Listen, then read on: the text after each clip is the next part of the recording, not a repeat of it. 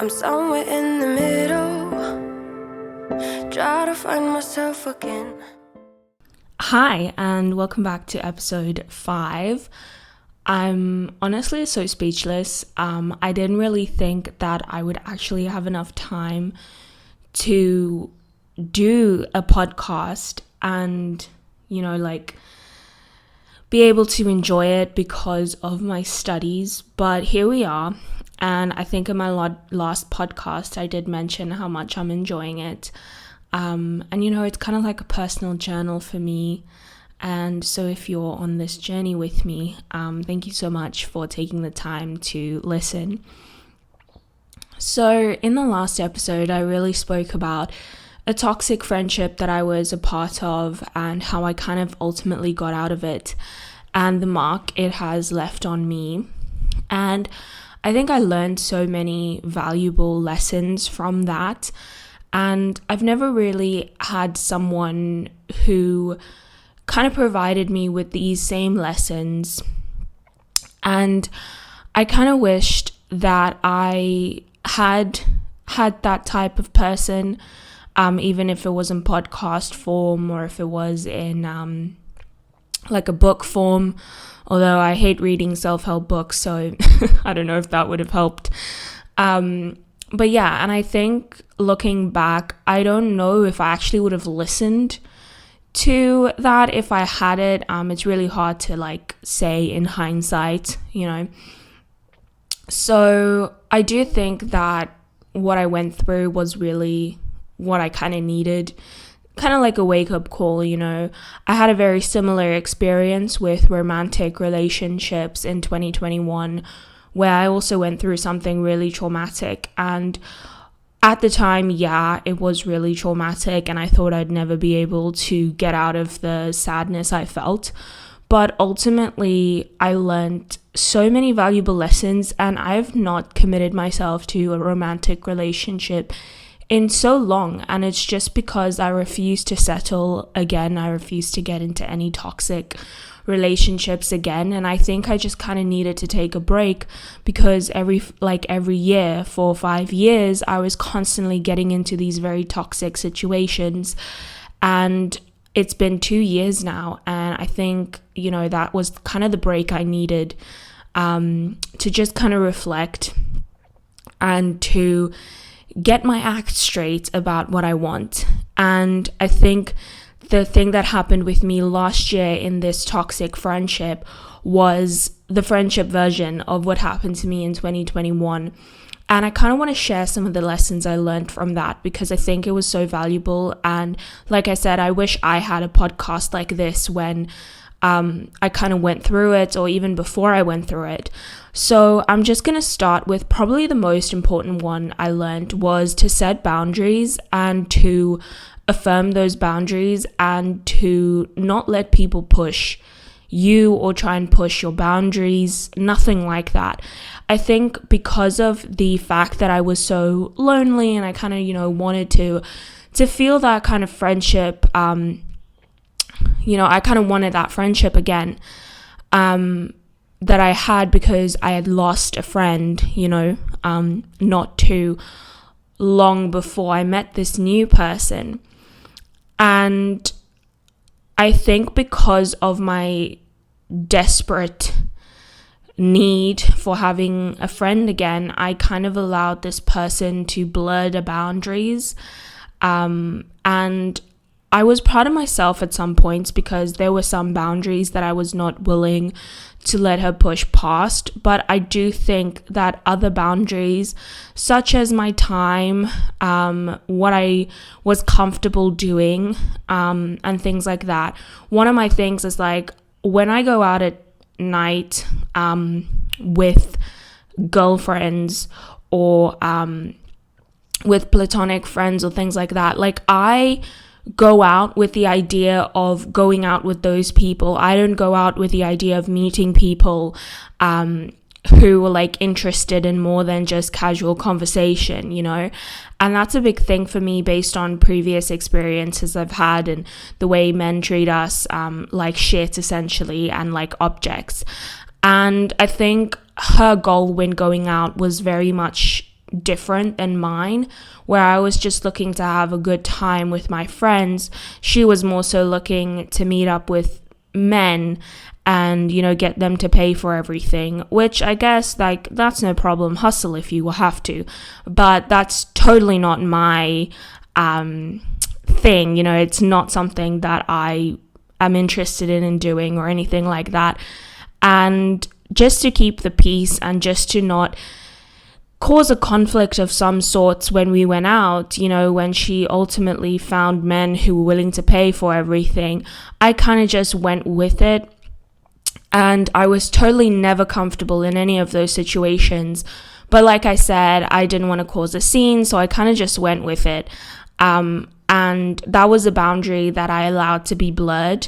And I did have a conversation with her about, you know, my reservations when it comes to meeting random men that you have no prior relationship with, you have no idea who they are, what their intentions are, and then these men buying you alcohol. I mean, that's the fucking dangerous thing about this whole situation, is like these men are just feeding you alcohol, and obviously a lot of them have ulterior motives. They're not there to just spend money on you. They kind of, you know, treat it as a transaction in the end.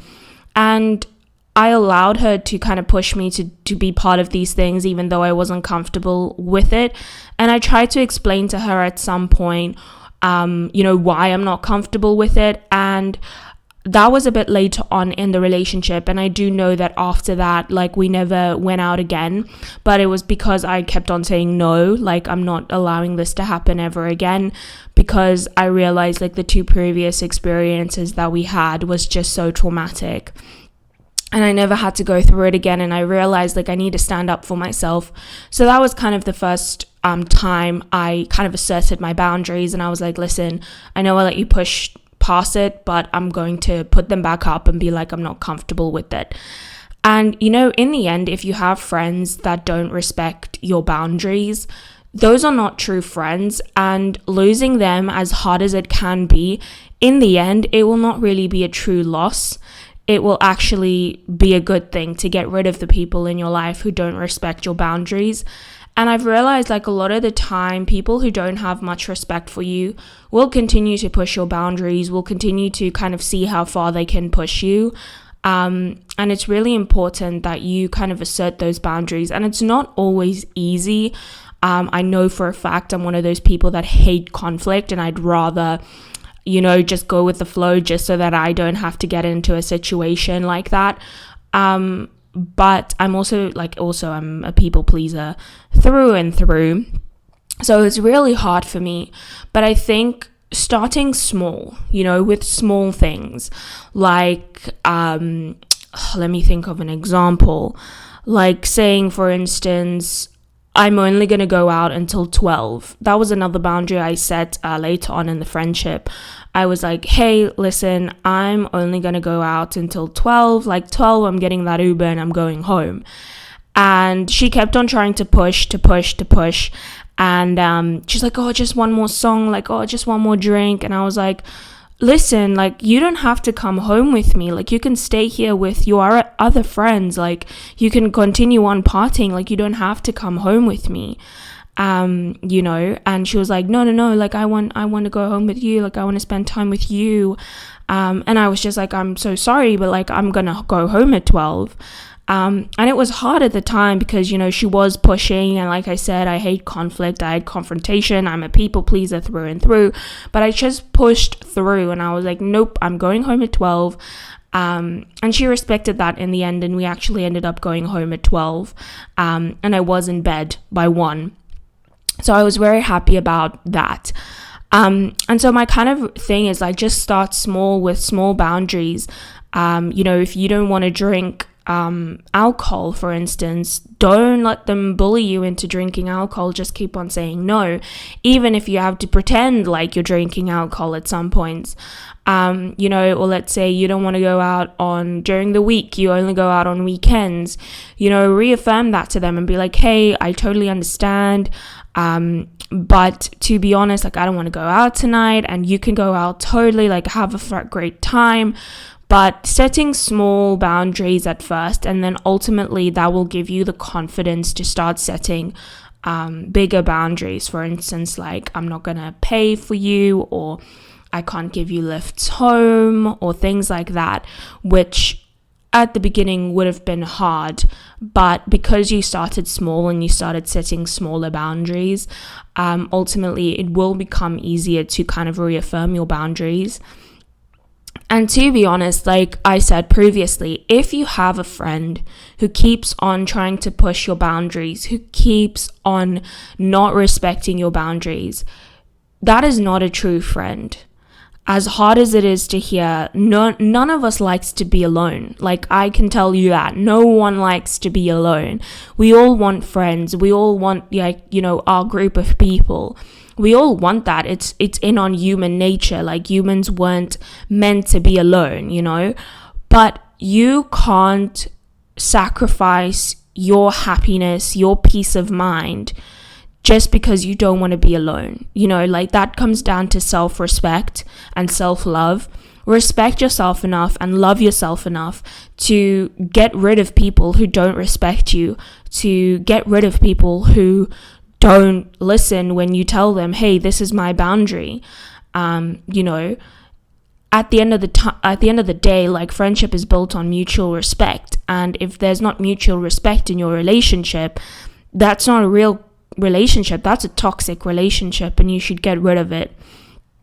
So, you know, it's not nice to hear, it's harsh to hear, and it's difficult. I feel like me sitting here, it's so easy to talk about these things, you know, but it's really hard in practice to do it. And I think what I can say to that is, please just be kind to yourself. Don't beat yourself up. Don't bully yourself. Don't feel like, you know, you need to, I don't know, break yourself down or be like, oh, you're a terrible person, you need to try harder. Like, no, don't do that. It's really important that you respect yourself in that regard. So kind of moving on, I think, to the next lesson I learned from coming back from this, like, toxic relationship. And it's kind of what I touched on just now. It's like, you're better off alone than in a relationship where you're not being respected, where you're not being treated decently or with love and care. And it's not always easy to hear that. It's not always easy to get out of, or like get rid of friends, rather, when you know, like, you might not have friends at all if you get rid of these people in your life. And that was really hard for me, because when I ultimately cut ties with this person, I realized that if I cut ties with her, I'm not going to have any friends, you know? I had previously cut ties with my friend because of the fact that she had, you know, not reciprocated my efforts that I put into the friendship, and it was very one-sided when it came to, like, money and paying for things. And I knew that, you know, as much as I appreciated her, as much as I loved her, this friendship in the long run is not going to be sustainable, because I can't keep paying for everything. You know, I can't keep on spending money every time me and this person wants to hang out. You know, and I totally understood, like, oh, she comes from a difficult background and a troubled home, and there's not a lot of money. But in the end, like, I can't keep on paying for everything. It's going to drain me. And I need to have some respect in that regard, you know, like, I can rather use this money on different ways than try to fund a friendship that's never going to be equal, that's never going to be reciprocated. And in the end, she kind of just expected me to pay for everything, you know. She never even attempted to pay for things. She never even attempted to pay me back. You know, it became just this expectation, like, oh, she's going to pay for everything, so whatever. And that was not something I wanted. And I cut off ties with that friendship. And when I got to Cape Town and I met this person, I kind of was like, let me be friends with her. And then this whole situation happened. And then I knew I had to get rid of her as well.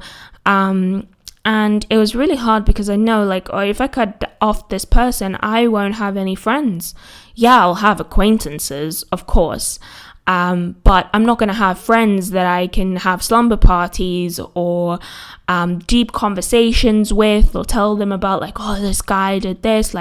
I'm not going to have that friend, I'm not going to have someone I can invite over on the weekends and have a movie night or things like that. I'm not going to have someone to go out with. And that was really hard.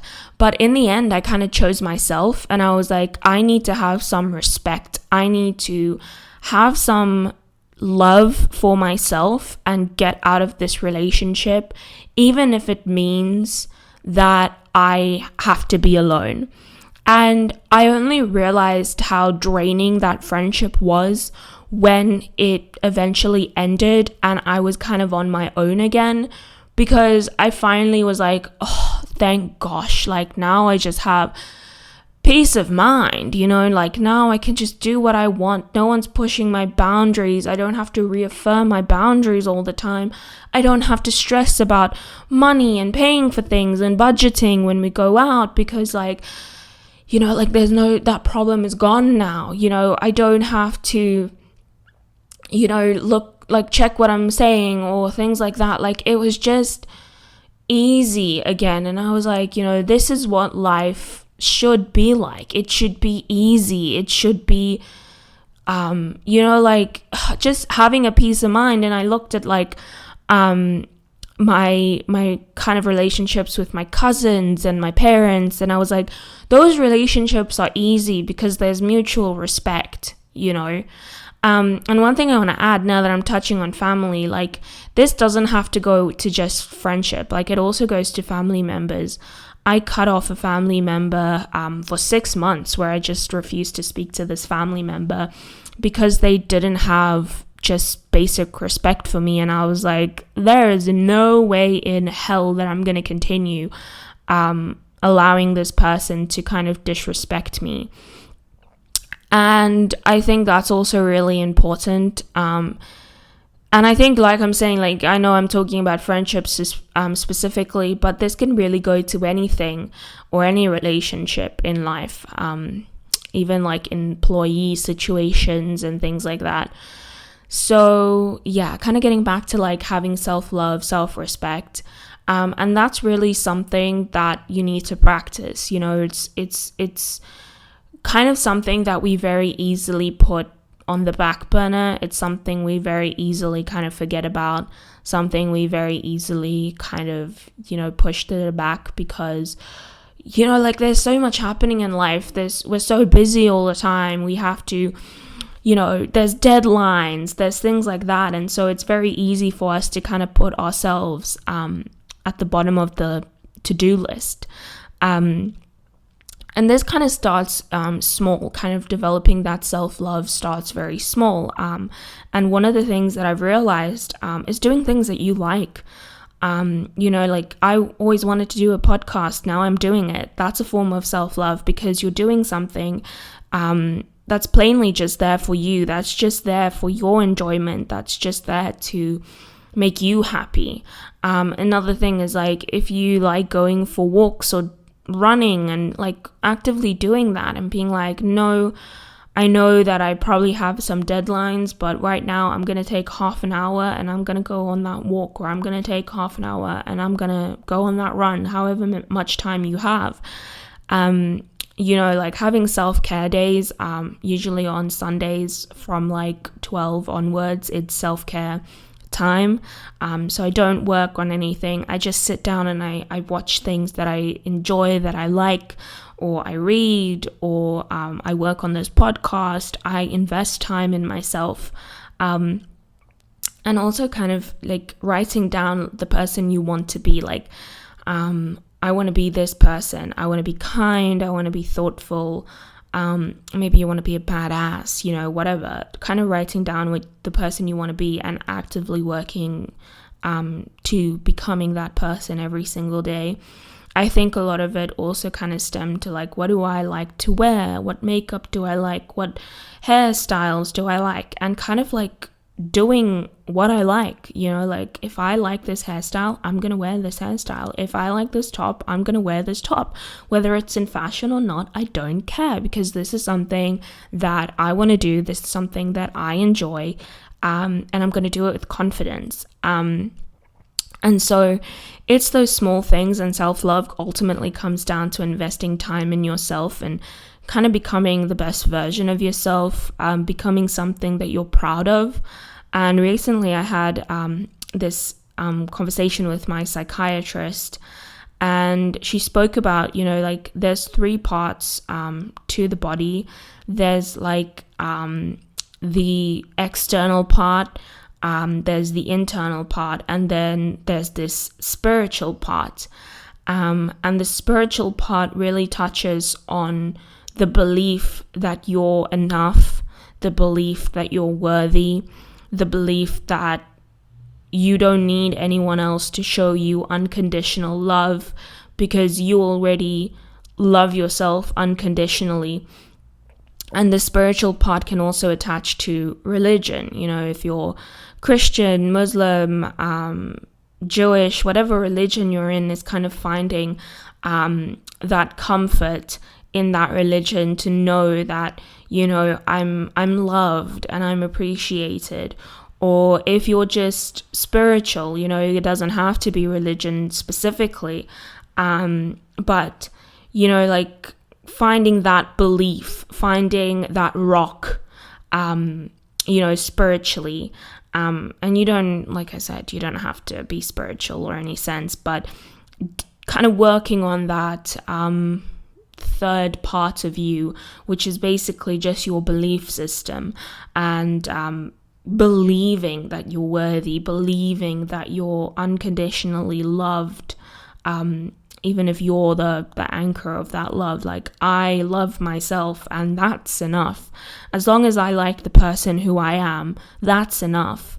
And to be honest, that was kind of where I was getting to after kind of breaking up with this friend of mine last year, is realizing that, I love myself. I love the person I am.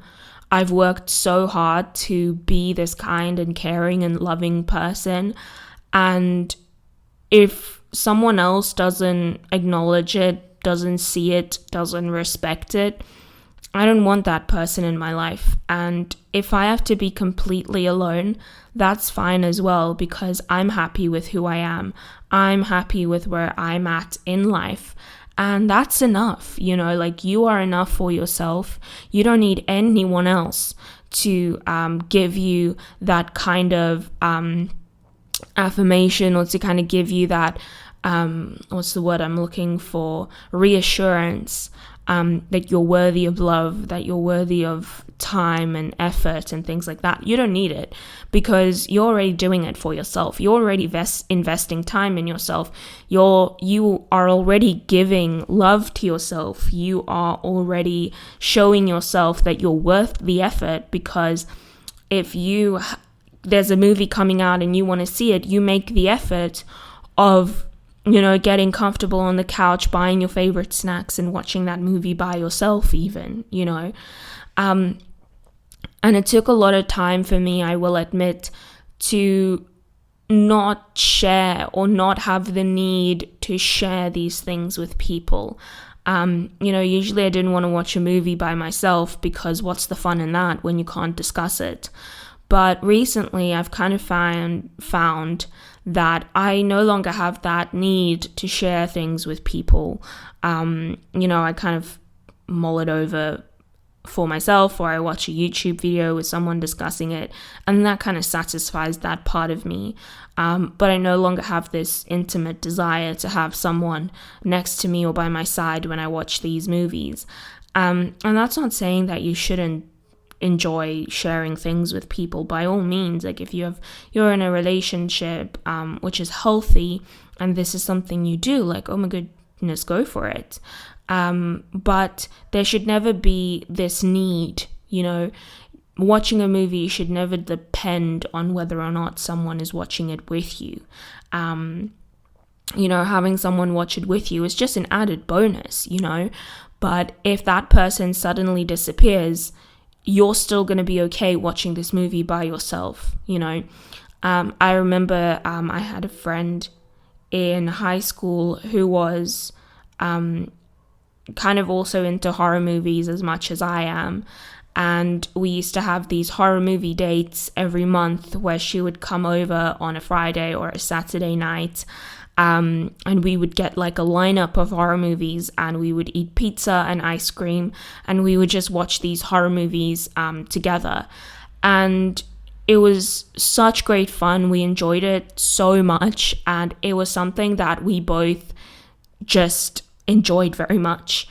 And again, it was a toxic friendship in the end that I kind of had to get rid of. And yeah, she ultimately moved like across the world.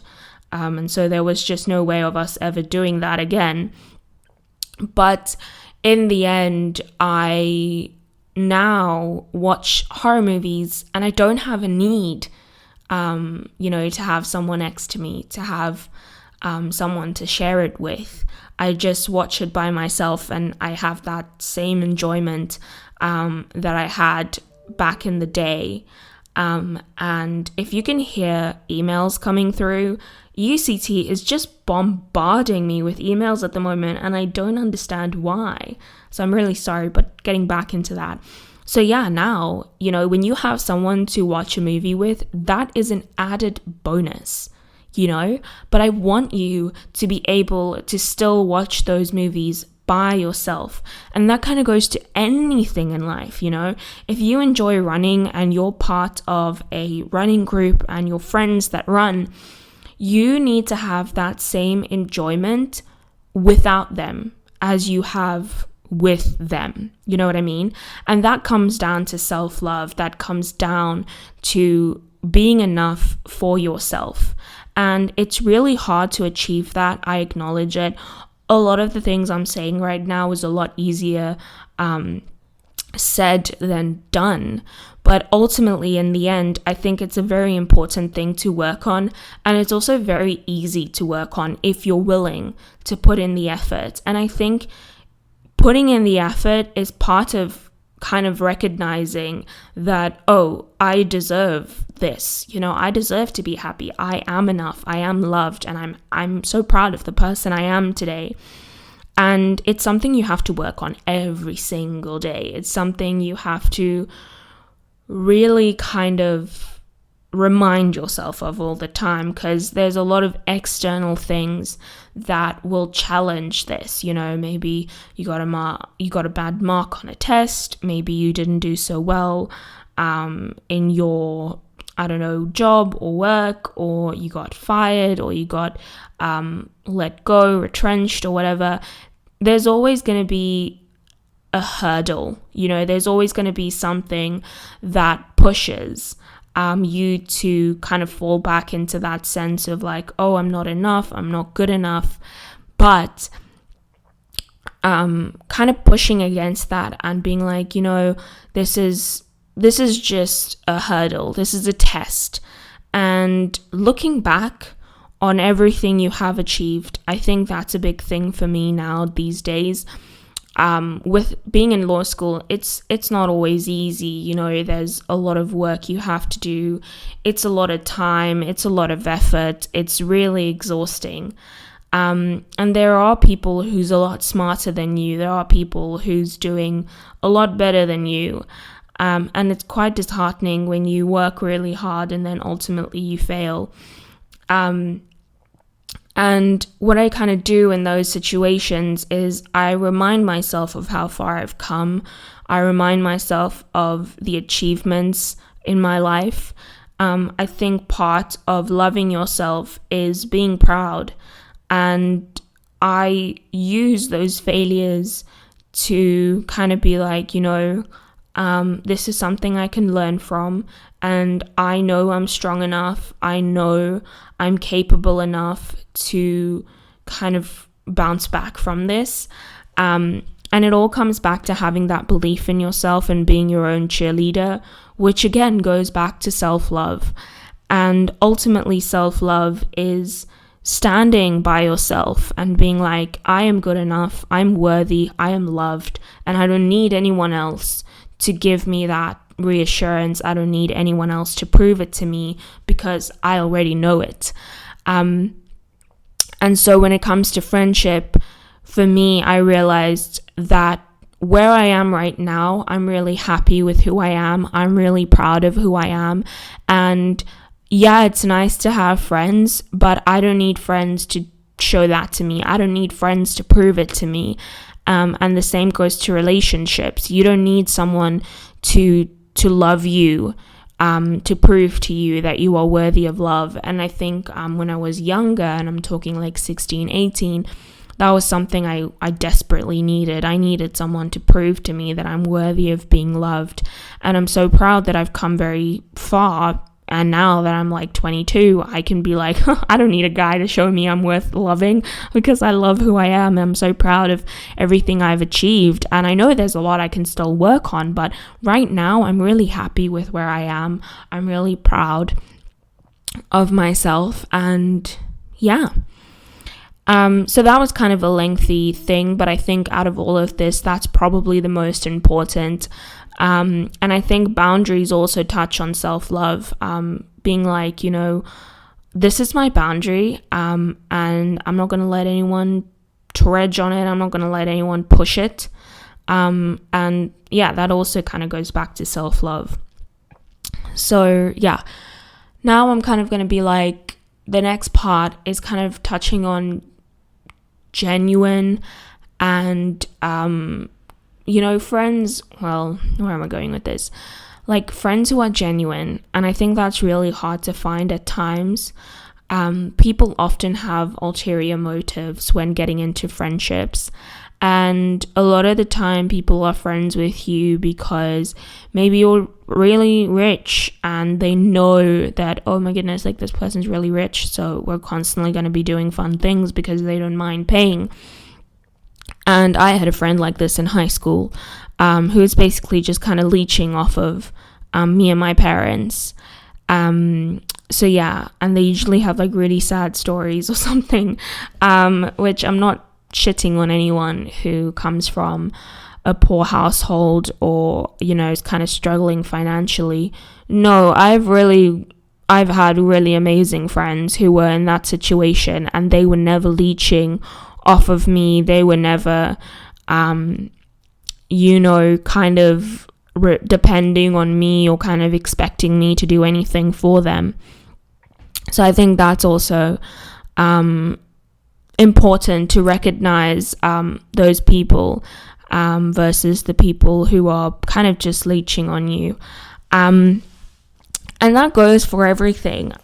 If you're a very smart person and you do really well in your studies or you have amazing study notes, you will often find people who are desperate to be your friend because they know that they'll be able to get their hands on your study notes or anything like that. And you get that in employment situations as well, where you're performing really well in the job. So, you know, kind of you get these people who try and become your friend because they also kind of want to see what the secret recipe is, or they kind of want to be able to ask you for help so that they can also get that recognition from the employer. You get so many of this, and I can give so many examples, but ultimately kind of being able to distinguish genuine friendships versus people who are purely there for some gain. And it's really hard because, like I said, people have the need to not be alone, to have people. And ultimately, when you're in that situation of like, oh, I just really want friends, I just really want someone to share life with, it's really hard to be able to recognize those flags right away because of your needs, you know. And again, touching on self-love and being like, I'm enough. I don't need anyone to prove to me that I'm enough. but also being able to see those red flags and setting up those boundaries of, yeah, we can be friends, but I'm not going to share my study notes with you unless I get something in return, maybe. You know, or like, yeah, we're amazing friends, but I'm not going to pay for everything once we go out.